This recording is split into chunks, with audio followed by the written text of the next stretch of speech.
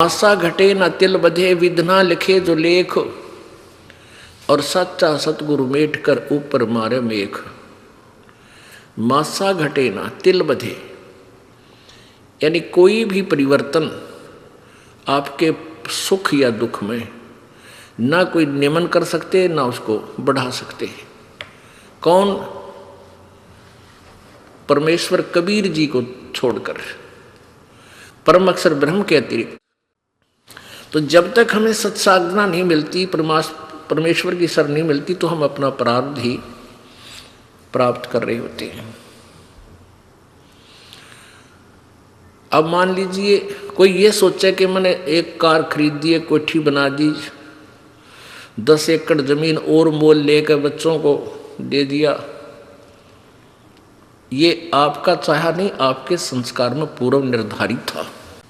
अब प्राणी का चाह कुछ नहीं हुआ, जो भी आपका पूर्व संस्कार था वो फल रहा है। जैसे किसी बालकों की शादी होती है, विवाह होता है, तो विवाह होते ही प्रत्येक व्यक्ति का एक ऐसा ट्रेंड है, ऐसी सोच है कि भगवान पुत्र दे। अब सभी की इच्छा थी कि बालक होगा, पुत्र होगा, लेकिन पुत्री होगी। फिर दूसरी बार सोचा परमात्मा, अब के तो पुत्र दे, दूसरी भी पुत्री होगी। फिर तीसरा जब गर्भ रहा तो सब ने शुक्र मनाए, ना जाने कितनी देवी देवताओं के जाकर प्रार्थनाएं की, जिसने भी जंतर मंत्र किया, दवाई भी ले ली, फिर भी बेटी होगी, और चौथी भी बेटी होगी, 5वीं भी बेटी होगी।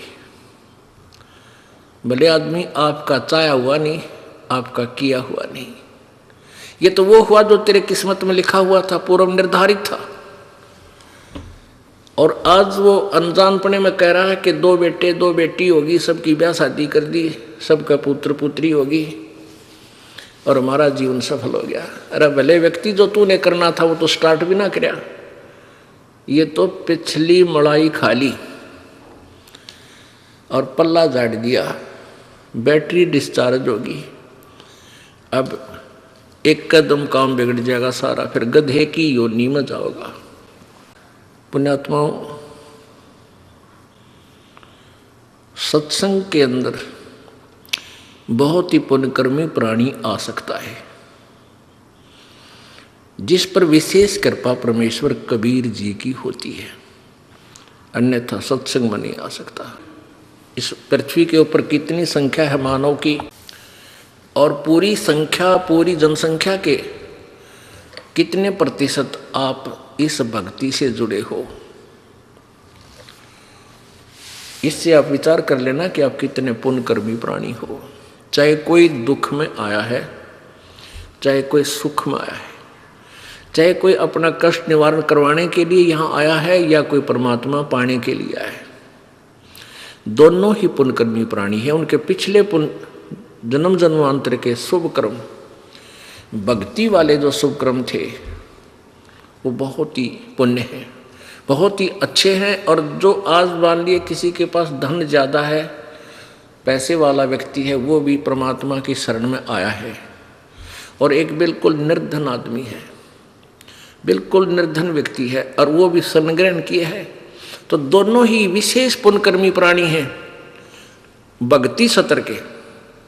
और बाकी रही बात जो पुण्य की, किसी के पास कार है, कोठी है, पैसा है, उसने पिछले जन्म में धर्म घना किया हुआ है, दान किया हुआ है।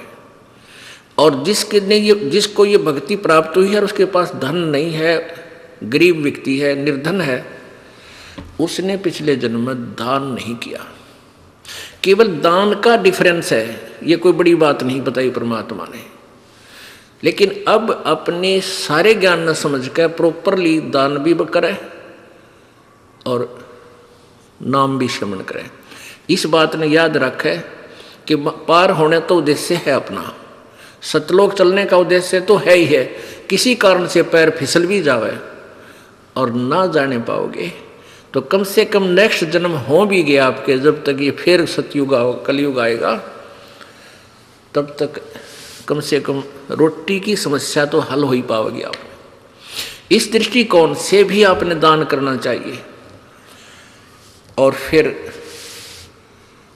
ये 500 यज्ञ भक्ति रूपी फसल में ये खाद और सिंचाई का भी कार्य करती हैं। इस उद्देश्य से भी इसमें पीछे नहीं रहना चाहिए।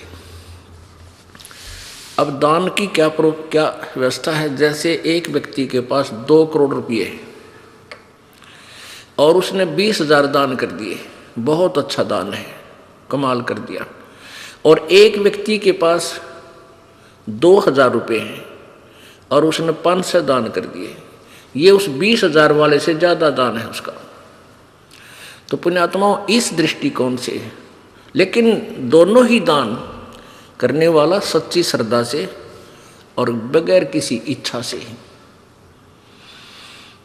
उसके एक तो हम दान करते हैं प्रतिफल की इच्छा करके,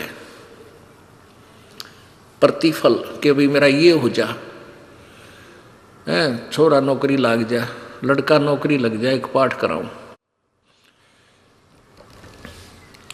या भैंस ठीक पैसे की बिक जाते एक पाठ कराऊं,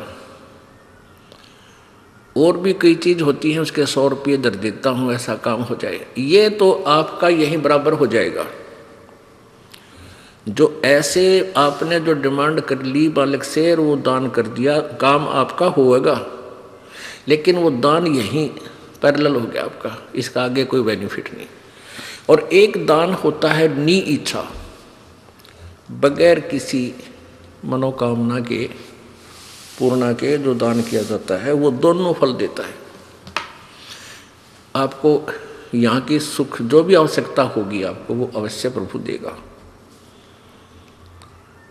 और उसका पुण्य आपको सत्य यानी आगे चलने वाली कमाई में भी आपको मिलेगा।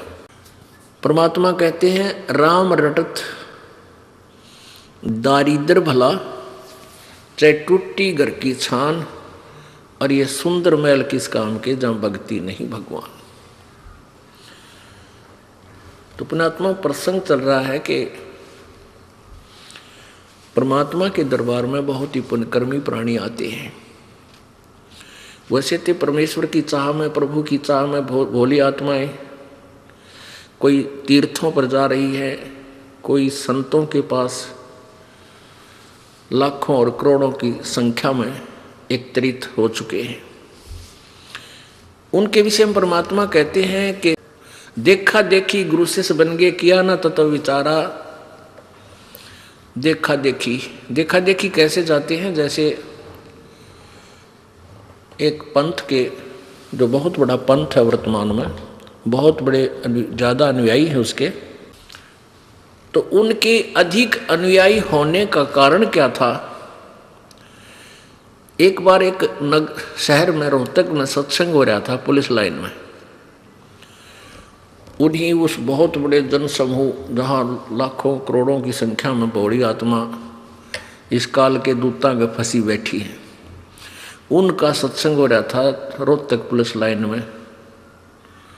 कोई भगत करा रहा था, संडे रविवार का दिन था और हम भी वहाँ चले जाते थे। एक भगत रहता था हमारा पुलिस लाइन में, वहाँ पर परमात्मा का भक्त। हम वहाँ गए तो देखा वहाँ सत्संग हो रहा। हमने इस दृष्टिकोण से सुना, वहाँ साथी था उनका मकान, उन्हीं के आंगन में बैठकर। तो वो क्या कह रहे थे कि आज कर्नल साहब आएंगे, प्रवचन करेंगे, बार बार ये रह रह कर कह रहे थे। और आसपास उन्होंने यही कह रहा था कि कर्नल साहब आएंगे और आज के प्रवचनकर्ता वो होंगे।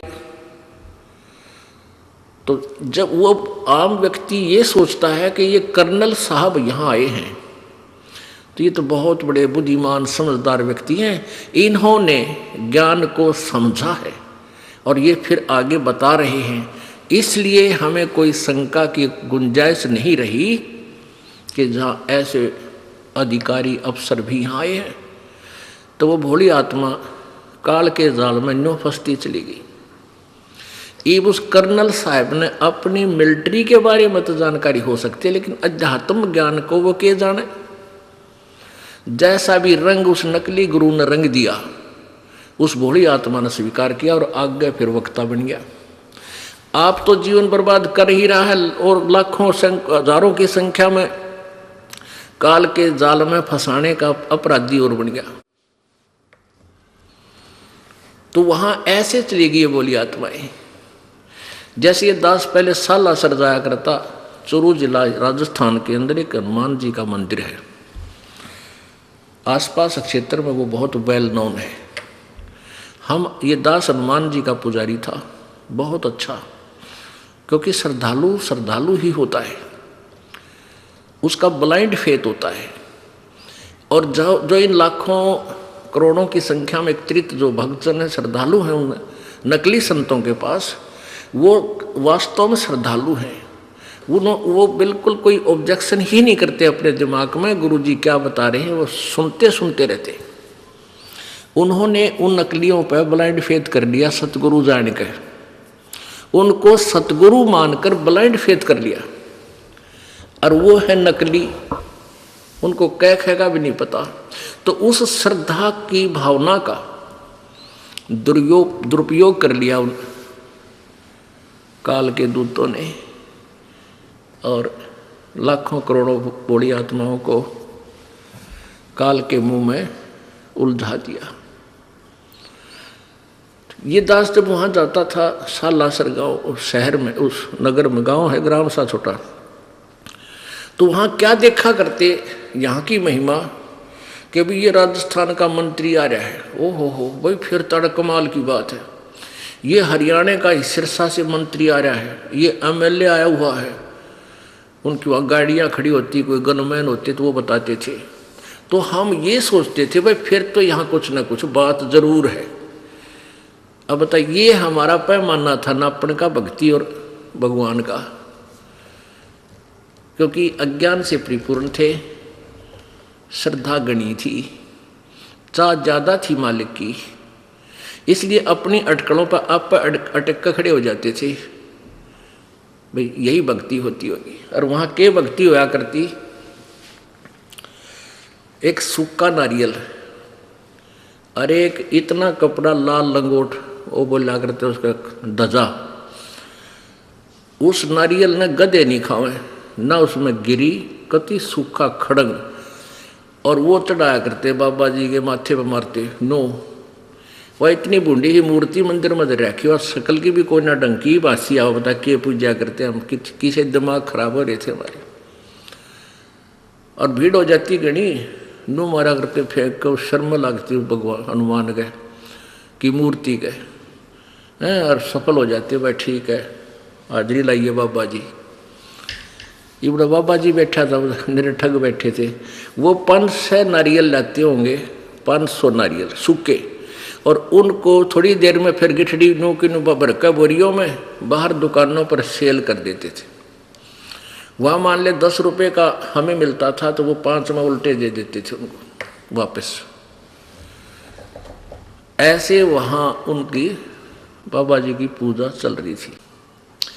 अब बजरंगबली हनुमान जी तो पहलवान आदमी था, अच्छा घी दूध फल केले खाया करता, और सूखे नारियल ने सिर में मारा करता, और इतनी दजा वह बांध दिया थे कपड़ा उसके। तो ये पूजाएं थी। तो हमारा जो पैमाना था भक्ति के सतर को नापण का, वो कति बेकार था।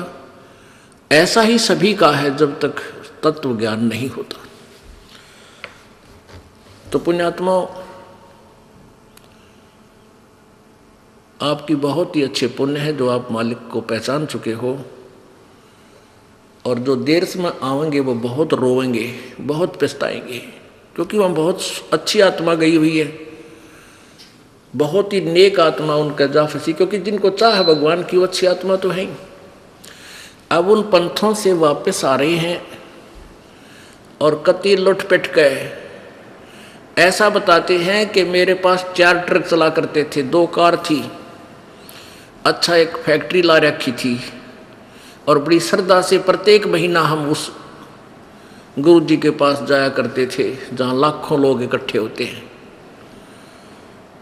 और आज घर में भी दुख, शरीर में भी कष्ट, वो ट्रक भी बिक गया, वह कार भी बिक गई, और शरीर में आपत्तियाँ नरी आ गई।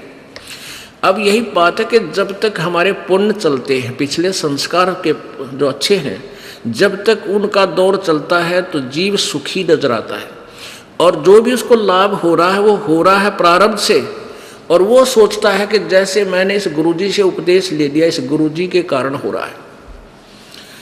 अब फिर उनकी विरानमाटी शुरू हुई, वह दुर्गति शुरू होगी। वो गुरुजी भी वही है और वह पूजा भी वही है। अब कैसे ये दुख क्यों आ गया, जबकि दुख तो सुख में परिवर्तित होना चाहिए। इतने उनकी बुद्धि काम नहीं करती। वहाँ से फिर चलते हैं दूसरे गुरु के पास, फिर तीसरे के पास, फिर यहाँ भी पहुँच जाते हैं। यहाँ पहुँचने के बाद फिर उनकी चौंध टूटे, उनके मोतियाबिंद का ऑपरेशन होता है कि हम क्या कर रहे थे रे, तेरा गजब हो, यो कहाँ थे, सिर था ना पैर था उस भक्ति का। एक मंत्र जानते हैं वह, कहते 2.5 घंटे सुबह बैठो, 2.5 घंटे शाम, और समाधि लाओ। हलना नहीं, टहलना नहीं, खाज भी नहीं करनी की तो हो जाता है, नहीं तो डिस्टर्ब हो जाओगे। और फिर क्या होगा, बोला अंदर देखो, अंदर देखो, प्रकाश ही प्रकाश है, नूर ही नूर है। परमात्मा सतपुरुष कैसा है, वो तो निराकार है। फिर समाधि में के ढूंढेंगे, टट्टू ढूंढेंगे वह। जब समाधि लगा रहे हैं, परमात्मा को देखने के लिए तो लगाते होंगे, जो भी क्रिया करें प्रभु के लिए करें, और प्रभु निराकार है तो फिर क्यों डले ढो रहे हो। पुण्यात्मा, इस दास के ऊपर परमात्मा की कृपा बहुत घनी होगी, और वो होगी आप जी के लिए। क्योंकि पहले तो दास ने उपदेश लिया, अपनी भक्ति करता था। सन 1988 में उपदेश प्राप्त हुआ था मुद्दास को।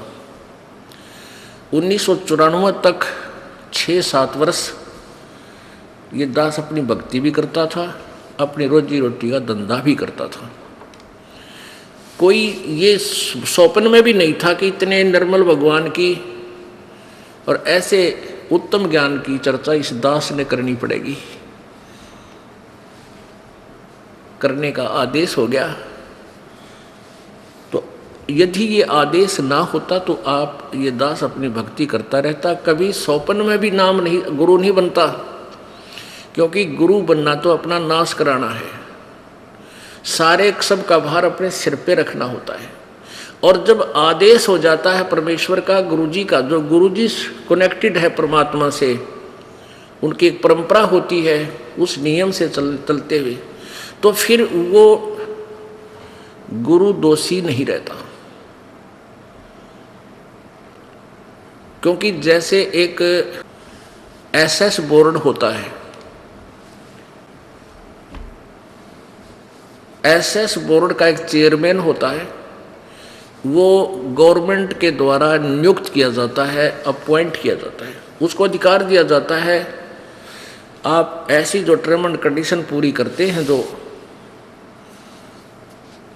कैंडिडेट, उनको इस पोस्ट के लिए आप उनकी अपॉइंटमेंट कर सकते हैं।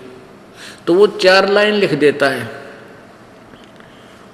You are here by appointed for the post of such and such, your pay and salary will be such and such, और नीचे अपने साइन कर देता है। पेन भी सरकार का, इंक भी सरकार की, टेबल मेज कागज भी सरकार का, और साइन वो करता है।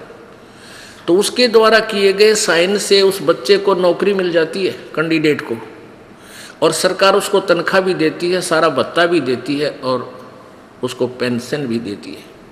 उस चेयरमैन ने अपनी जेब से 54 भी नहीं देनी पड़ती उस कैंडिडेट को। तो ऐसे सारा भार उस सरकार ने उठा लिया, केवल उसके साइन होते हैं। ऐसे ही ये दास को, इस दास को जब अपॉइंट कर दिया गया, नॉमिनेट कर दिया गया उपदेश देने के लिए पूज्य गुरुदेव जी द्वारा, तो वो सच्ची सरकार, वो परम अक्षर ब्रह्म कबीर देव जी, उन सभी आत्माओं को जिसको ये दास उपदेश दे देता है, जिसकी अपॉइंटमेंट कर देता है, उसको सारा सुख वो परमेश्वर कबीर जी, वो सच्ची सरकार देती है। दास की तरफ से कुछ नहीं जाता। और यदि मुझे ये आदेश ना होता और मैं फिर गुरु चेले बनाता, ठीक है, अपनी कमाई से 100, 200, 1000, 2000 को थोड़ा बहुत लाभ दे सकता था, लेकिन वो चेले भी नरक में और मैं भी नरक में जाता। अब परमात्मा के तत्व ज्ञान से मैं पता हुआ कि सबसे बड़ा शत्रु इस प्राणी का गुरुपद है, कि उसमें अहम आता है। अब पुण्यकर्मी प्राणी ही इस पद को प्राप्त करते हैं, गुरुपद को। जैसे ये गुरुलोक बने हुए हैं, जैसे राधा स्वामी पंथ जहाँ से प्रारंभ हुआ है वो है श्री परम धनी हजूर श्री शिवदयाल जी महाराज, आगरा पन्ना गली आगरा वाले, वहाँ से राधा स्वामी पंथ चला है। और वो पुण्यकर्मी प्राणी थे, पिछले जन्म के बहुत अच्छे संस्कारी प्राणी थे, जिस कारण से उनको ये चाह थी प्रभु की। उन्होंने कोई गुरु नहीं बनाया, शिवदयाल जी महाराज ने कोई गुरु नहीं बनाया, निगुरे थे। फिर उन्होंने ऐसे ही ग्रंथों को पढ़ा, किसी संत का अनुभव पढ़ा, कहीं सी ईंट कहीं का रोड़ा, कबीर जी का एक शब्द उन्होंने पढ़ा, करनैनो दीदार महल में प्यारा है, हल्दी की गांठ लेकर पंसारी बन गए। एक करनैनो दीदार महल में प्यारा है, इस शब्द को लेकर के उन्होंने सतलोक ले जाने का ठेका ले लिया।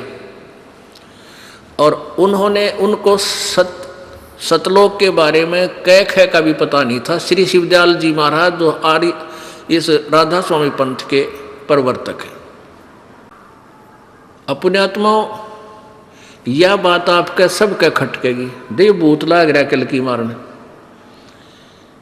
ये उसे है सारे जो शिवदयाल भी भूत बना था। अब दिखाऊंगा आपको, ये शिवदयाल जी भी भूत प्रेत बने, क्योंकि साधना गलत होने से फिर ये ऐसे ही दुर्गति को प्राप्त हो जाते हैं।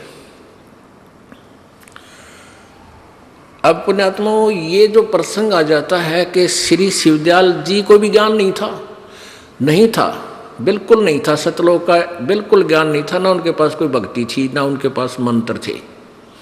इस दास को कोई शौक नहीं है किसी की आलोचना करने का, लेकिन ये दास एक टीचर बना दिया परमात्मा ने, आध्यात्मिक शिक्षक टीचर। और एक टीचर का कर्तव्य बनता है, यदि बच्चे गलत ज्ञान ग्रहण कर रखा है, उन्होंने सवाल गलत निकाल रखा है, उसको ठीक करावे। पहले के किसी अध्यापक ने कोई प्रश्न गलत हल कर रखा है और सभी बच्चों ने वो नोट कर रखा है और उसी का रट्टा लगा रहे हैं, और दूसरा अध्यापक आता है, उसकी नज़र चढ़ जाता है कि ये बच्चे गलत जो है ना प्रश्न हल किए हुए हैं, तो उसको ठीक करा देता है। उसका प्रथम कर्तव्य बनता है। तो इस दास का प्रथम कर्तव्य है कि जो इन नकली गुरुओं ने आउट ऑफ सिलेबस पढ़ा रखा है, उस तो सभी श्रोताओं को, सभी विद्यार्थियों को, प्रभु के चाहने वाले प्यारी आत्माओं को अपने सदग्रंथों के आधार से वो शास्त्र अनुकूल साधना का ज्ञान कराऊं।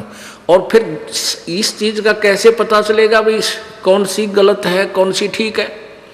अब ये दास राधा स्वामी पंथ वालों का भी साधना गलत बता रहा है, और धन धन सतगुरु वालों का भी सच्चा सौदा जो सिरसा वाले हैं, जगमाल वाले, इनका भी गलत बता रहा है। वो गलत है तो बता रहा हूँ, नहीं मुझे शौक नहीं। आज एक इतना फॉरवर्ड हो गया है समाज, मानव समाज, यदि कोई किसी संत के बारे में कोई भी टिप्पणी करता है तो उस पर मुकदमे शुरू कर देते हैं। लेकिन ये दास 10 वर्ष से यही आवाज़ लगा रहा है, किसी की हिम्मत नहीं पड़ती कि जाओ कोर्ट का दरवाज़ा खटखटा दे। हाँ, बदनाम जरूर करने लगे, गुंडा है, बदमाश है, चोर है, उस आश्रम में बकवाद करते हैं। अब उनके पास ज्ञान तो रहा नहीं, फिर और क्या बोल रहे हैं। उनका उद्देश्य यही है कि जनता वहाँ जावा नहीं, रामपाल से नफरत करे, कहीं तुम्हारी पोल ना खुल जाए।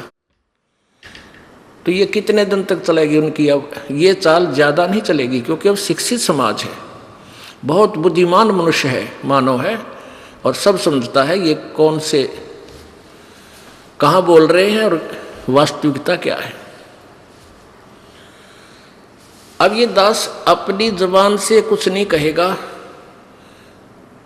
आलोचना नहीं कर रहा किसी की। जैसे एक बार किसी ने 1000 के नोट, 500 के नोट नकली छाप दिए और सरकार ने क्या किया कि दोनों नोट, ओरिजिनल एंड डुप्लीकेट, दोनों टेलीविजनों में, समाचार पत्रों में प्रिंट कर करके दिखाए कि भी ओरिजिनल की ये पहचान है, डुप्लीकेट ऐसा होता है, सावधान रहना कहीं लुट ना जाओ। तो क्या सरकार आलोचना कर रही थी किसी की? नहीं, एक बहुत बड़ा उपकार किया। गरीब आदमी जिसके पास 2-4 हज़ार रुपये और वह नकली हो, वो तो गया काम से। ऐसे ही पुण्यात्माओं, आपका जो धन बर्बाद हो रहा है, व्यर्थ हो रहा है, ये मनुष्य जीवन का जो धन है, इसकी कीमत इस तीनों लोकों के बराबर भी नहीं है, एक श्वास की। और आप इतनी हानि कर रहे हो, आपकी इतनी हानि हो रही है यथार्थ भक्ति ना करके। तो दास का कर्तव्य बनता है कि जगाऊं, दूर दूर तक जगाऊं।